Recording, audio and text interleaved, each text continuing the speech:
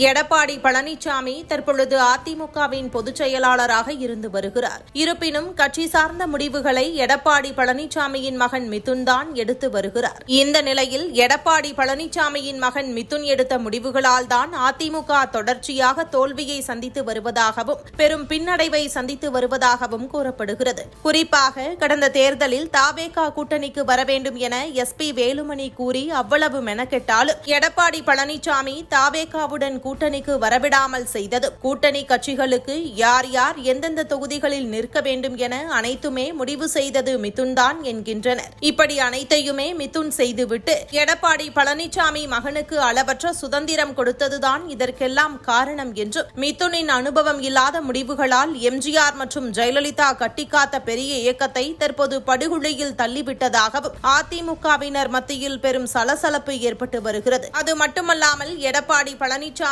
தலைமை பொறுப்பில் ஒரு பொம்மை போல வைத்துக் கொண்டு அவருடைய மகன் மிதுன் பல அரசியல் நடவடிக்கைகளை தந்தையுடன் கலந்தாலோசிக்காமலும் தான் எடுக்கும் முடிவு சரியானதுதான் என நினைத்து தொடர்ச்சியாக பல செயல்களில் ஈடுபட்டு வருகிறார். இதனால் கட்சி தொடர்ச்சியாக அடுத்தடுத்து அடிவாங்கி வருகிறது. கட்சியில் எந்தவித பதவியிலும் இல்லாமல் அப்பாவின் பதவியை தன்னுடைய பதவியாக நினைத்து மிதுன் செயல்பட்டு வருவதால் கட்சியின் நிலை பின்னோக்கி சென்று கொண்டிருக்கிறது. கட்சியில் எந்தவித பதவியிலும் இல்லாமல் எதற்காக கட்சி சார்ந்த முடிவுகளை மிதுன் தலையிடுகிறார், எடுக்கிறார் என பல அதிமுக தொண்டர்கள் முதல் நிர்வாகிகள் வரை தொடர்ச்சியாக கேள்வி எழுப்பி வருகின்றனர். அதன் வெளிப்பாட்டால் CV சண்முகம், உனது மகனுக்கு போஸ்டிங் வேண்டுமென்றால் கட்சிக்குள் கொண்டு வா, அது என்ன பின்னணியில் இருந்து வேலை செய்வது என பேசியதற்கு காரணம் இப்படி மிதுன் செய்த வேலைகள் ஒவ்வொன்றாக வெளியில் தெரிய வரும் காரணத்தால் தான் என்கிறார்கள். தற்பொழுது அதிமுகவில் இனிமேல் மிதுன் எந்த ஒரு முடிவுகளும் எடுக்கக்கூடாது என்றும், இதற்கு எடப்பாடி பழனிசாமி பொதுச் செயலாளர் பதவியிலிருந்து விலகினால்தான் சரியாகும் என்ற பேச்சுக்கள் தொடர்ச்சியாக எழுந்து வந்தது.